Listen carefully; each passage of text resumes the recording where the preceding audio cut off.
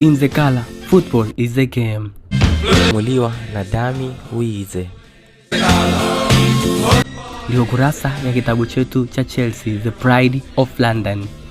Kurasa ya kwanza.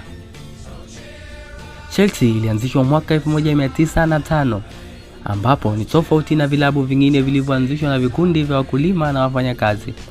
Ambapo Chelsea ilianzishwa na mwamba mwite Gus Mays, ambapo alianzisha klabu hii mwaka 1905 kutokana na uwepo wa uwanja wa Fulham uliopo kando wa jiji la London, ambapo ndo timu ya Chelsea chimbuko na ndipo ilipotokea na kuzaliwa rasmi, na baadaye uwanja huo wakauita Stamford Bridge. Wengi wamezoea kupaita pale darajani, ambapo walitumia uwanja huo katika mechi zao za ligi kuu ya Uingereza na mechi za FA Cup.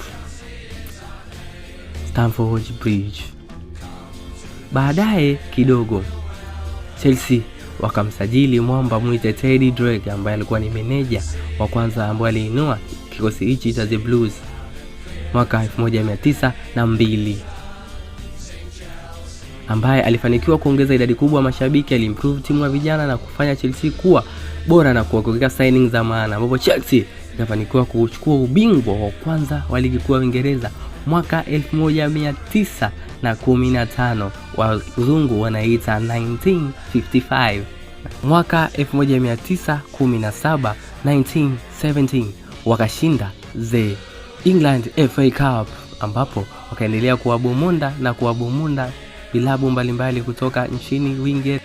Mwaka 1971 wakampiga Madrid na kuchukua ubingwa wa UEFA kwa mara ya kwanza wao na kumwambafai na kuitangaza lebo ya Blue in the Color Uingereza yote. Miaka ya mwaka 1880 Chelsea wakaanza kutengeneza uwanja wao wa Stamford Bridge kuwa wa kisasa zaidi, ambapo magazeti mbalimbali yakachapisha mwaka 1986 kwamba Chelsea wana improve uwanja wao, ambapo mwaka 1986 Chelsea ikapata ukata na umaskini ambao ulipelekea Chelsea kushuka daraja mwaka 1982 mwaka 1983 katika ligi, ambapo ilikuwa ni janga kwa Chelsea. Wingu la blue la Chelsea likawa jeusi ghafla, ambapo zimwi ambalo linawajua likawatafuna, na ndipo mwaka 1885 Chelsea wakapanda tena ligi kuu ya Uingereza.